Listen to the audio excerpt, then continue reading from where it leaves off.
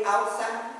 And as I say, our boys and girls are really going through something now. I feel so sorry. Yeah. I mean, they are really going through something. So therefore, when they home with you, I don't have a one in these. When your kids home with you, or come home from school, or get up in the morning, please tell them, honey, son, daughter, I love you. Daughter, son, I love you. Have a good day.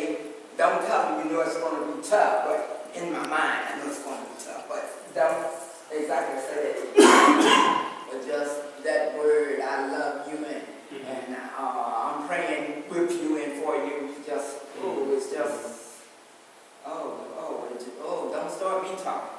Yeah. I was just saying, like, Mariah, you was going to say something. Yeah, my dream is for my daughter to exceed in college and achieving different things around in the community, even though it's not a lot of stuff to do like around here. But like, if you look at my daughter's volunteer paper, and it was time to sign up for summer job, we had to cut it down because my daughter has so many different activities. Yeah. Her volunteer sheet is filled up with a lot of different. She was in American Youth, choir, just different things like that. And now she's going to a lot of different colleges now. She's in 11, but attending different colleges to see what is, how it is on campus and stuff like that. But my goal is, and my dream is for her to graduate, go to school, and be a nice young lady and be respectful to the community and to her peers. Excellent. I know, like, this piece is so serious. Personally, like, as before, I used to go down to the courthouse and advocate over behalf of youth, and you see how young people in shackles and jumpsuits every day. It's like slavery. That's why, like, even when watching this piece, I thought about the idea that how we're moving back. It's like we're giving them our freedom as we move back into slavery mentally. And the same way, like, and you see, like, they captured him, and they drugged him, captured him, and they sent him to slavery. He was a free black man. It's like they almost captured us psychologically, and we're somewhere else. Like you were just saying, like, I don't know where we're at right now. I can't get it grounded. It's not grounded in love. It's not love, respect, and it's not like we actually feel that we're a community. It's like, you're my brother, you're my sister. It's something different out here. So, I don't know what it takes to get back. You say, can we just come together? And can we come together?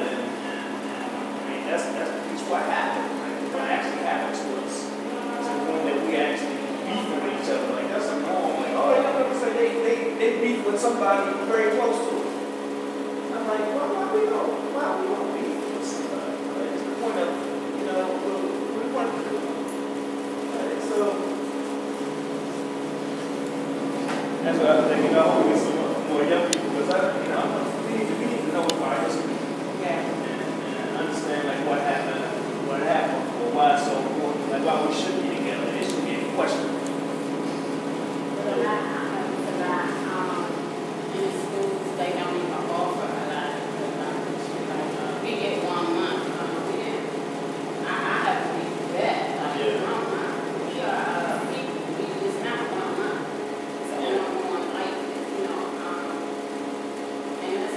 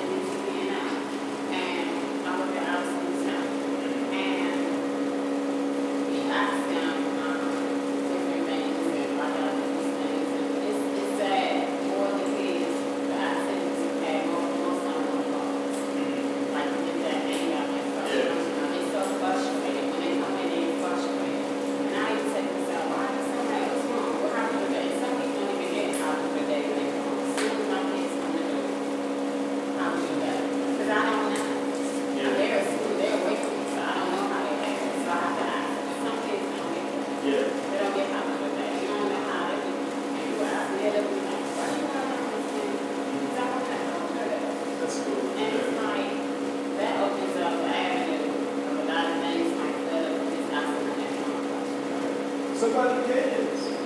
I mean, you know, I don't really believe that anybody who cares where they live and die, so they stop caring. Some of them don't even Right. care. Yeah. Yeah. Yeah. How about you, Coach? Like, what's your feeling about what you see now, and from your experience growing up? I know you grew up in Brooklyn when Malcolm was dead, and so you were like a part of that whole piece. What do you see like now, like looking at where we at now versus your experience growing up? Like, what are your thoughts? Well, what seems to be different now than before was, or is, there was a community mindset that allowed the community to raise the children. Whatever organization was in place, like when I was growing up, the Panthers was in place, Black Panthers, and whenever they talk about the Panthers, they always talk about this perceived violent element that may or may not have taken place. But it was the Panthers that put in the programs to feed the kids in the community. They put in situations where they were helping to teach kids how to survive street life and the like. And it was accepted by the community, but it wasn't accepted by the municipality. And as a result, things kind of went awry and that got blown up. But there was this sense of the community being very active in a child's life. And, you know, whenever I hear people talk, like I'm hearing a lot of despair, and I'm hearing a lot of, you know, anxiety and that kind of thing. And that didn't really seem to exist because parents, I know my mother didn't worry about whether or not I was going to make it home from school because there was that built-in security that the community was going to make sure that I got home. And it wasn't that we were all on a first name basis, but even if they didn't know you, they knew who your aunt was or who your uncle was or who your father is or that kind of thing. And they took it upon themselves to be active in your life. So when I hear, like I'm hearing the little brother talk about having a dream of being a police officer because he wants to save people. Well, that was the cry then. You know, it was, we're not going to allow anybody else to save us, but we're going to save ourselves. And now it's like we need a government program, or we got to wait until somebody approves the money or whatever it is to save a kid's life, when it really doesn't even take that. It just takes that human element and that understanding that life is precious. You know, and we should be more active about at least just understanding it. You know, not that we got to pay for it, not that we got to buy something, not that we got to buy into our kids' lives or shower them with something fancy. It's just, I love you. And I want to make sure that you live past 25. Because every kid I talk to, they don't think they're going to make it past 25 years old. I never thought that 25 was the ceiling for my life. I never thought it. You know, that was back in the day. Yeah, and now kids are talking about, man, I'm going to pack in everything I can pack in now because I'm not going to live past 25. And I'm like, you got to be kidding. You know, so, you know, the whole thing that they go through where they make these distinctions about you old school and you don't understand. No, I understand. I get it. You don't get it because you don't think that you're going to live past this boundary that you created in your mind, i.e. a dream deferred. You don't think you're going to get there.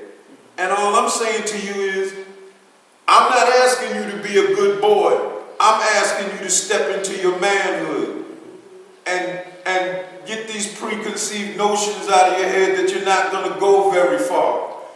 like we was talking about the community. The community is now in a situation where you have to get out in order to be able to come back and make it better, because you have to be able to compare it to something. And that's what I hear the parents saying, and it's not like, I want you to leave because I don't love you, is that I want you to leave because I want you to be able to see that there is something different than what you're going through. And if you can buy into the fact that there is something different than you're going through, then you can come back and make, if you want to come back, you can come back and make this what you saw. Yeah. Parents see it, but what can they do about it? I mean, I used to always hear the term, you know, the kids are our future. And I didn't get it at first, but I get it now. It's what we did and saw, we have to instill in them so that they can carry that further. And then when they have their kids, it just keeps perpetuating itself. Somewhere there's a disconnect. So that's my vision of it. That's deep. We'll go back to the, so you're the only young man, you gotta represent all the youth. Like, if we had to, if we wanted to understand, like, what it would take for you to be okay, for you to, like you said, you aspire to be a police officer, if you had support of adults, what we need to know about what you have to go through so we could support you to make it? Well, most of my people I know have passed because of old age, and most of them got murdered or something, but it wasn't a problem. But if that happens, if that continues, I would try to do best I can to do a fundraiser or something, like to help that to change. Like I might be able to do something like have a dance comp, like have a thing where you can dance or stuff, like have a type of party, but you have to pay, but not a lot, but most of the time. And what would we do with the money? Like, what would the money go for? The money that we raise? I probably donate it somewhere, like maybe to the president or something. Yeah. Y'all tell me what it's for. Okay. So how do you see, like, your community? Like, is it easy to do the right thing, or like most of your friends and stuff, like, you know, or what I'm asking, like, at what point do you see like young people starting to do the wrong thing, and those who do the right thing, how do you maintain that? Well, Like, with some people bully me, like they talk about me and stuff, but I really don't say nothing, because I usually tell my mother, you tell me that words are hurt, like, and I heard somebody tell me that somebody talk about you, they talk about themselves, or sometimes they tell the teacher, they might call me, and they might call me stitches, so they say I did stitches and stuff. and why do they talk about you, think? Is it because you're doing the right thing, because you don't want to, like, go down that path? Yes, it's because of doing the right thing, because the first time I went to a Maryland school, it was a couple of girls, because I told them I was from a DC school. They started giving me all the attitudes from myself from DC and stuff. Okay. Interesting. So, and last thing, and I'm not going to just stay with you the whole time, but where do positive things exist? Like, where do you go? Like, if you wanna do positive things, where do you go to do that? Is it anywhere? Maybe I'll go to somewhere safe, like either the house or another part of the world, maybe. But like the community itself, you don't feel like that's really safe to really go hang out. Well, there's certain places where I think it's no safe, where I think it's safe, not safe. Well, mostly my mother told me that everywhere is not safe. Everywhere is not safe, but I think it's a place where it's safe. Where do you go in your mind? What do you think about when you not physically perceive a safe place, but what is a safe place in your mind? What do you think about in terms of being safe? Well, I think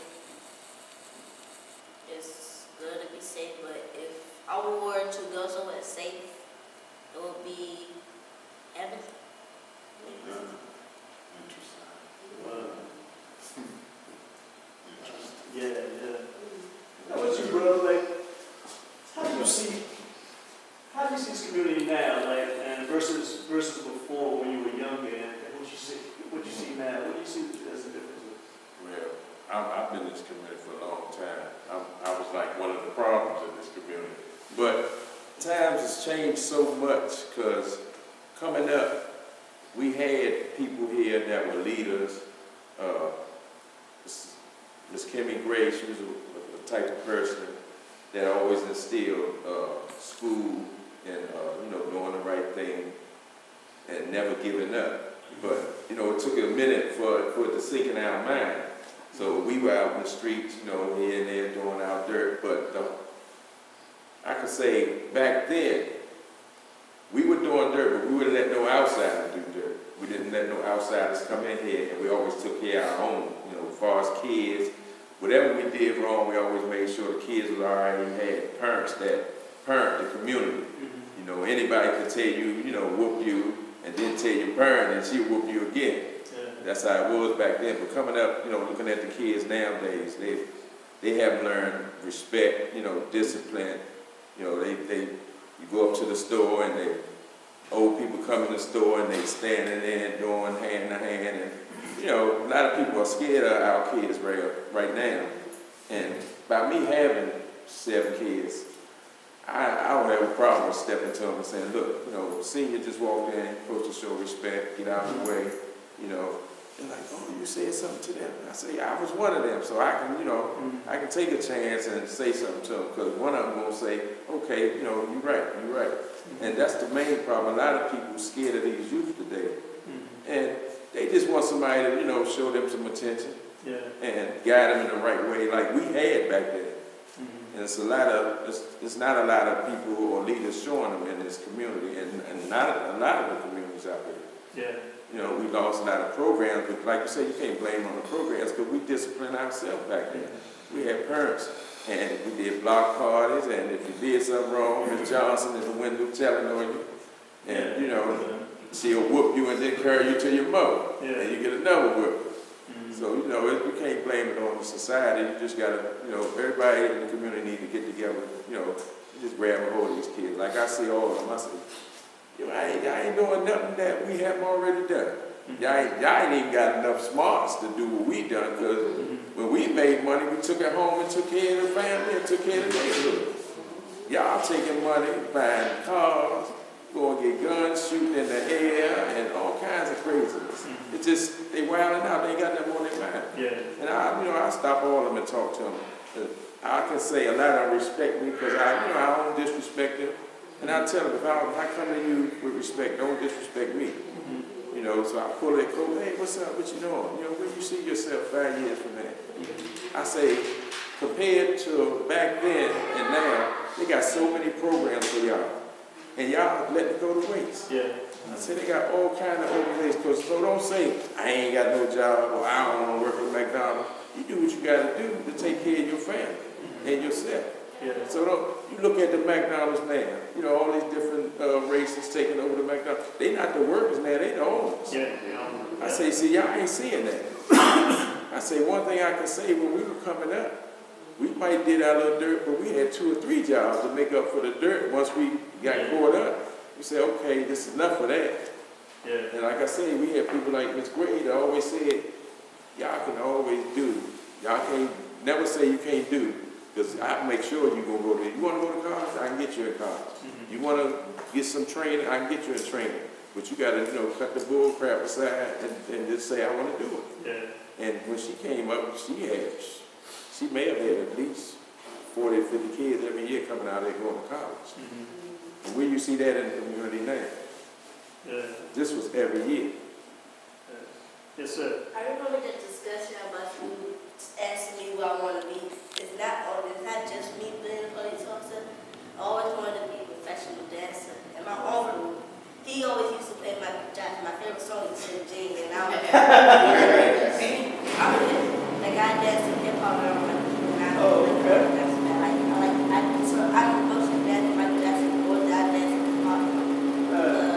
My first time listening to my production, I started. I was about a baby, trying to start moving in my costume and stuff. Oh, okay. Excellent. That's special, man. I mean, the fact that you can actually do that, I mean, it shows so much strength in you. Because, you're going against the grain, like, and you're doing what you actually like, what you actually love, man. That shows some serious self-esteem, for real. Yeah. But,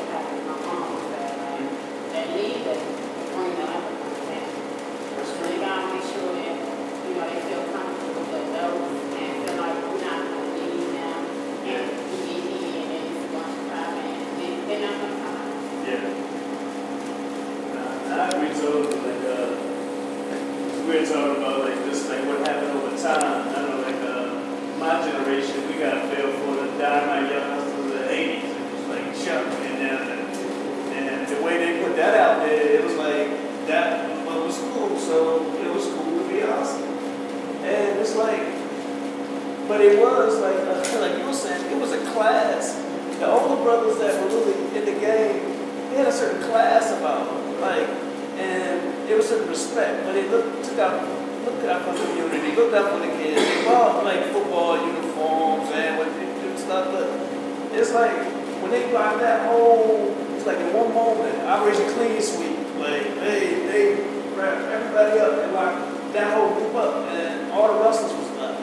And it's like at that point, like that's what was passed on, and now it's like there's no method to the madness. There's no value connected to the piece, and that's what we actually seeing. Like, and I the same thing that you're saying. I'm hearing like my brother said, look man, how I want to get off the streets. Like I don't want to be out here like this, man. Like what can I actually do?